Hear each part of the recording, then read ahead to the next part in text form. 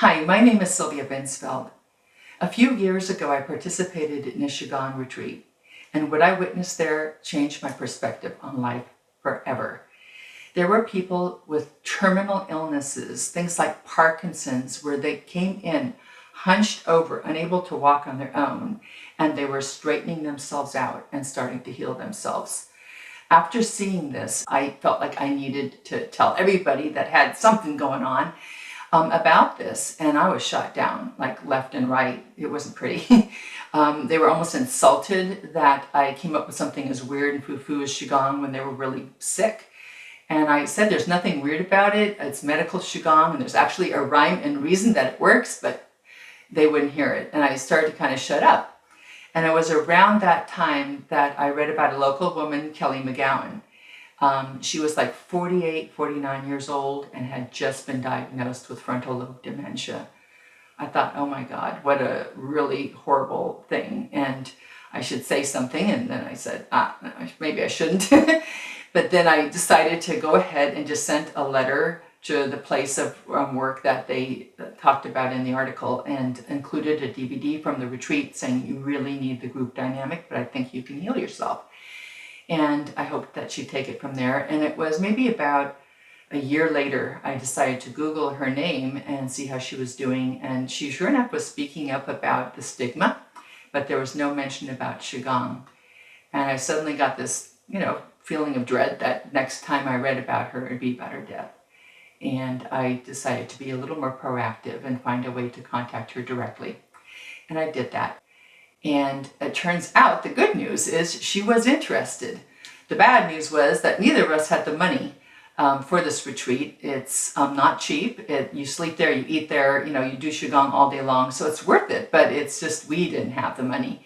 So what I came up with was a trade. So I could do this simple video if Kelli could commit to 1 year of Qigong after the retreat, at least 1 year of daily Qigong, and I would then interview her and document her progress and see how she's feeling. And at the end of the year, I would give the video to the retreat and also put it online for free, because now more people are going to hear about it. And that is what we did. And this is Kelli's healing journey.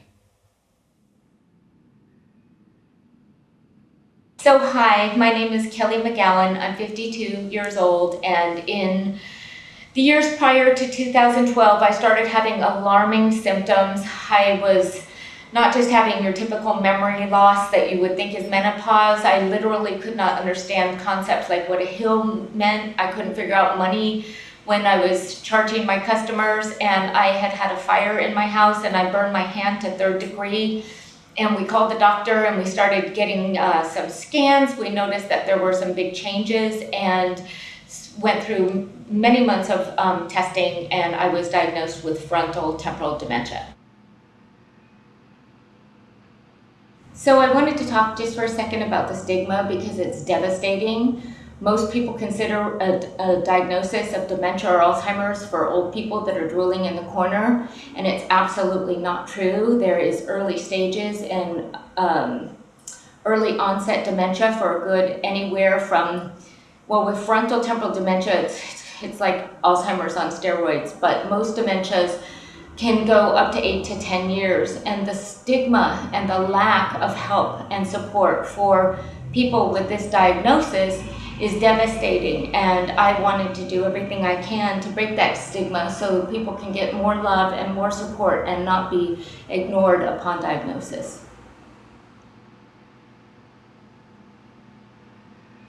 So for the most part during this process, I've used my situation as a part of bringing as much love and trust to any fearful moment. And I've got to tell you that I've never had so many huge fearful opportunities in my life as I have had in the last couple of years.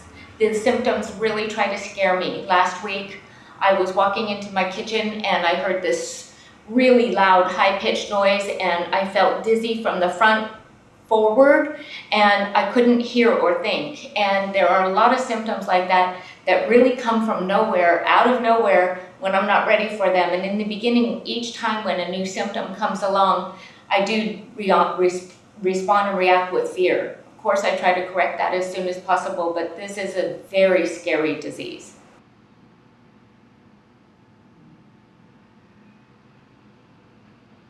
I went to a high-fat, high-protein diet.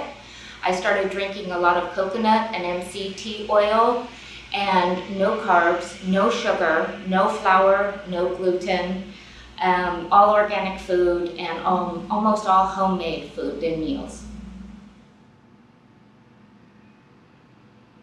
So in anticipation for the retreat, of course, doing the prep for the last couple of weeks has been really beneficial already. So I have my utmost faith in this process. I am committed to giving as much effort as I can in the next year, even to the extreme that I don't have a whole lot of energy, and I know that this week is going to be from 8 in the morning until 7 at night, and I firmly believe that I will have enough energy to be able to commit to that and give it my all. So what do we do in Qigong? First of all, when we look at our health and healing, what's different about Qigong is we see the mind, heart, and body as being connected, as opposed to seeing the body isolated and separate from those things. So we address the whole person. Qigong usually consists of simple movements and/or the use of sound, activating the qi energy. Qi simply means life energy. The whole universe is already made up of energy. Our bodies are energy with form, and we are surrounded by formless energy we can't see. For example, we can't necessarily see electricity, but we know the energy is there because the light turns on.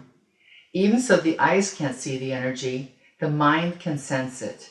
Qigong is the practice of training our mind to work with the qi energy to our benefit. It requires a conscious, focused, and persistent effort. It can be used to move blocks in our body that can cause disease, restoring a healthy flow of energy and restoring health.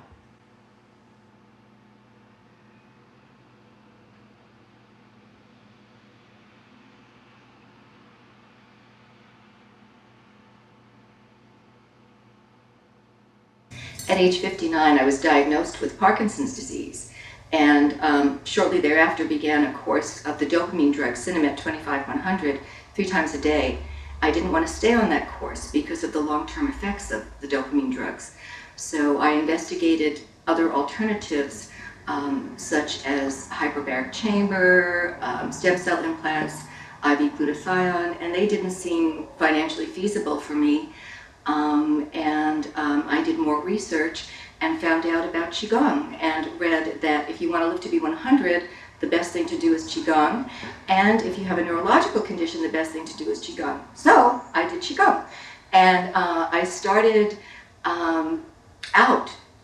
out from the first day doing 3 hours a day because I knew Master Mingtong at the Qi Center said that's what it would take. And I thought, I'm not going to cut corners. I could feel that it was doing something and I wanted to continue. And I felt the symptoms gradually abating. Most of the time, sometimes they seemed a little more intense, and sometimes a new symptom seemed to pop up, but I just told myself that the disease was working its way through my body. I was confident that I was healing because there had been so much progress, and I believed in the progress I had made, and the other little quirks were just what I thought were healing quirks, and I think that it's important to remember that in the healing process.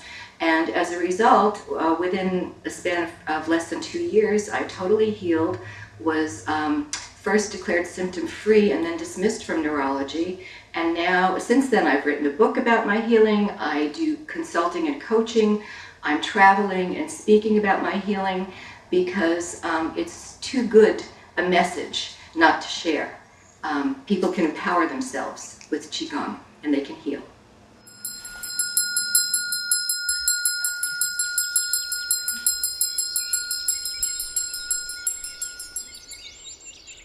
Elbow forward, stomach inward, pushing the spine upward, undulating as much as you can upward. Push, expanding, opening. Arm forward 15 degrees, opening to the straight line. The pain and the anguish and the physical ramifications, the rocking on the boats, the tremors, the vagus nerve paralyzing me. Right down to even one day when Mingtong said that your baby toe and your eye are connected in the bladder, and I had had a massive eye infection on this side of my Down,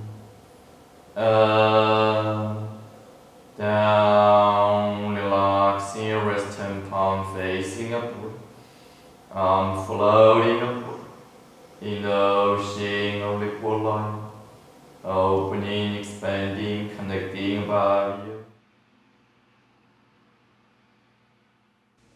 So, Wisdom Healing Qigong is an ancient practice allow you connecting the mind, heart, body, the entire energy system, and opening the system to connect with the energy of the earth, the energy of the universe, and the energy of life around you. Now, we know from scientific point of view as well, the ancient tradition, we know energy is the base of life, is the foundation of life, yeah. And most complaint we have, including health, is literally about not enough energy, and the energy is not flowing well, the energy is not serving well. So in terms of disease, it's literally a manifestation of stuck energy, blocked energy. When energy is stuck, blocked, we're experiencing contraction, experiencing stress, experiencing lack of communication in the different system of the body. So eventually, cumulatively become disease, yeah, and diagnosis different symptoms as a result of this blocked energy. So with that deep understanding is really the practice is allow you to go deeper into your own body, your own energy system, so you can releasing these blockages, can opening the new energy flow, can reconnect the energy of your entire body. So in different layers, the physical layers, the emotional layer of your heart, and the mental layer, and the spiritual layer of your presence. So all these different layers of energy is part of who we are when we're living in this body, living in this life. So allow you go deeper, connecting with all layers of energy, and you're moving the energy, you're making the sound, activating the vibration of energy, and at the same time using the capacity of your mind, the creative power of your mind to direct access the energy and moving the energy, reconnecting the energy, returning to the wholeness. So health is about wholeness. When the heart, body, mind is communicating in whole, in one piece, in one alignment, then you're experiencing well-being in all levels. So if any piece is out of alignment, then eventually you're going to experiencing disease. And the conventional medicine is so good for certain conditions, especially acute condition, and it's challenging for chronic condition, and also a lot of disease diagnosed as incurable. And the difference is in the medicine, we treat the body as a physical body, part separate from emotion, apart from our mind, from the way we live in life. So that is the difference. In Qigong, we're incorporating, all aspects of who we are into this energetic system and contributing to our health. So in the medicine, the mind is not in the equation. So in Qigong, we're asking the question, it's not only can your body getting well, slow, treatment, slow drug, and so on, but deep question is, can your mind, body heal together as one? So not just the body separate by itself. So mind, body working together and incorporating the energy into these pieces. Then you can activate the natural capacity of your body to heal, to recover from whatever condition might be. And that is the main difference. So it's self-healing, self-empowerment, and self-regulation, and self-choice for health, for well-being. So Sylvia, when you first invited me, I really thought I was going to dip in and dip out. I am so impressed. I don't want to leave. I've had such recovery and so many experiences that have been beyond any of my expectations or dreams. I have walked around in so much pain and discomfort and confusion and felt like I've had a helmet on my head and have been disconnected from everything, and I'm starting to get connections that are coming back that I didn't even know I had lost. The first interview that we had, it was so hard for me to articulate. When you asked me the symptoms, I couldn't even give you a tenth of what's been going on.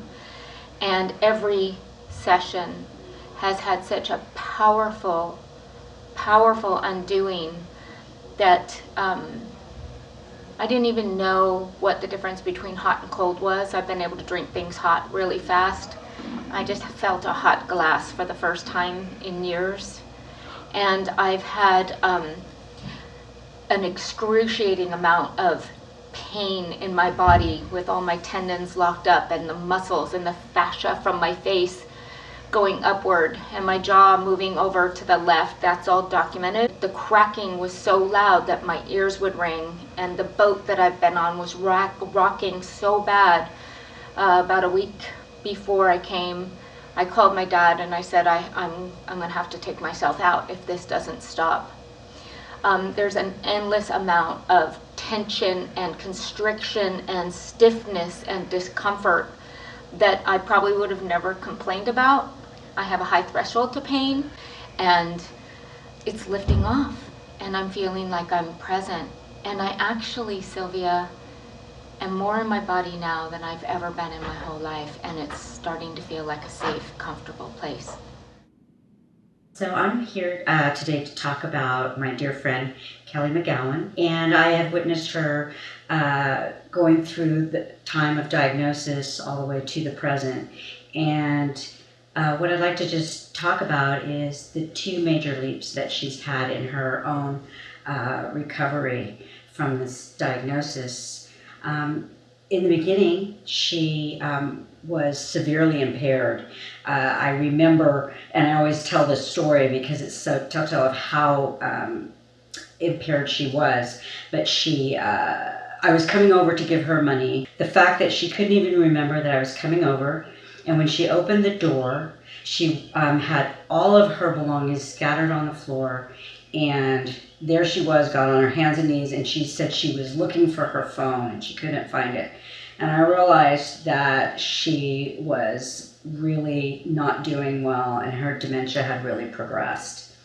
So she very quickly took action, which is Kelli, and she began doing a whole lifestyle change and diet with the ketogenic diet and supplements and also support groups and many things.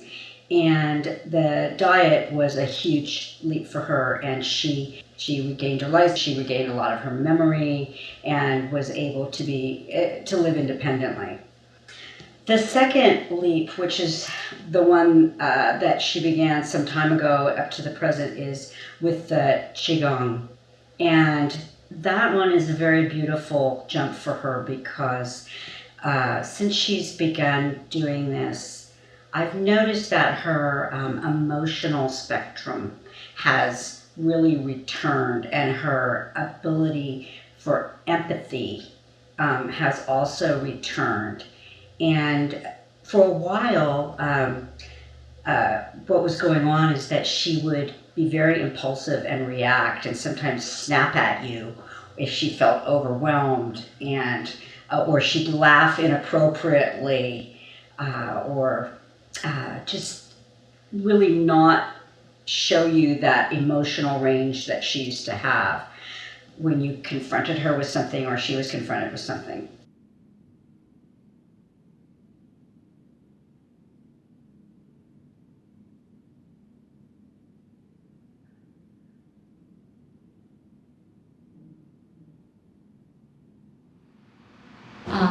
I was at a place 3 years ago where I was just having so much fun socially. I was done being a single mom. My daughter was now a mother, and I had a boyfriend, I was going out dancing, and I was becoming a Pilates instructor before my hairdresser job, and teaching a lot of classes and volunteering a lot and going to a lot of meetings after, and just a full, packed full life.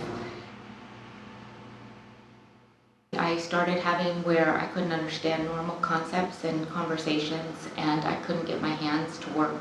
I couldn't open familiar objects and I couldn't use familiar tools. And my manager had come to my apartment a couple of times to help me with some stuff while I was gone, and I had left the oven on, and I was just really irresponsible. And also at that time, I started suffering from major confusion and just a lack of ability to sequence things and to have any executive functioning. Well, we knew that something was really wrong, but we didn't know that something was going to be that wrong. And that started the beginning of a whole new life. And being as hopelessly optimistic as I am and was, I took this on to try to not take hostages and to look at it as an opportunity to bring awareness to the world. And I felt like honored that this was going to be my journey. And at that time I've always been really fun and really kind, and I could usually turn even a really bad situation around, and I was creating bad situations. And I was hurting people. I would say mean things and say inappropriate things, and I was doing really inappropriate behaviors for myself. And I decided that I would try to be as open about some of that, and I still can't talk about some of that. When I disclose it with people and they say, you look fine to me, or you seem normal to me, or I have that. And I don't want to go into a lot of details and explain how much you don't have this. And I don't want to dramatize or talk about my symptoms because that makes them more real. But what I do know is that that has been, for all the people in my support group, the hardest thing for each and every one of us is that people say, well, you look fine to me. There are disabilities that don't show up on your body, like a broken arm, and not being heard is difficult. Can you just stop and imagine what it would be like? What it would be like to lose your entire personality, to watch yourself disappear, to be alive while you watch yourself disappear? Can you imagine what it's like to be surrounded by people and groups and associations and pretty much the star of the show, wherever you go, to isolation and loneliness and I mean, not even able to pick up a book and read, not able to do any of the stuff that you love, not able to even go out and get together with your grandbaby and your daughter because they wear you out, and it's too hard to just lose everything that you love. I came to this place where I really realized part of my frantic pursuit in life was to be lovable, and what I ended up finding out was that how to love myself and how to just hold my own face and my own heart and just say, you're doing a really good job. And I couldn't have done that if I didn't have people follow through and to bring this message to the world, to the collective. And I know most people are going to roll their eyes at it like I did. I don't think anything could have convinced me except for my experience that this was going to be beneficial in any way. If I could have changes with this disease, anybody could have changes with anything that ails them, physical, mental, and emotional, because it's healed me on all three levels. And that is the best thing in my life. If my life ended today and I had the purpose just to share that with all the awareness that's going on right now with the football concussion, and that being in the frontal lobe, temporal lobes, as well as my rare disease being frontal temporal, I feel like it has even a bigger purpose than just dementia and Alzheimer's, which is what I was hoping to bring the message to, but it has a huge purpose in all sports injuries. I mean, who hasn't had a sports injury? And all injuries and all disabilities and illnesses and sufferings, mental, emotional, physical. So I hope in my heart of hearts that people can open up their heart and give something that sounds crazy a try. I've had a bunch of friends talk to me and say, you know, you're probably one of the only people we know that would get up in the midst of being as exhausted and tired and devastated as you are and really fully, wholeheartedly practice. And I have to admit, through years and years of working with people, I've known hundreds of diabetics that still eat sugar and create their own demise. People do not always practice the medicines that are available. But what I have learned is that through the movements and through the practice, I can eliminate symptoms that are unbearable. And right now I'm in such a contrast or a time where if I let too much time go in between each practice, my symptoms return. It ended up now that I practice anywhere from 2.5 to 4 hours a day. Some of it's sound healing, some of it's visual, some of it's movements.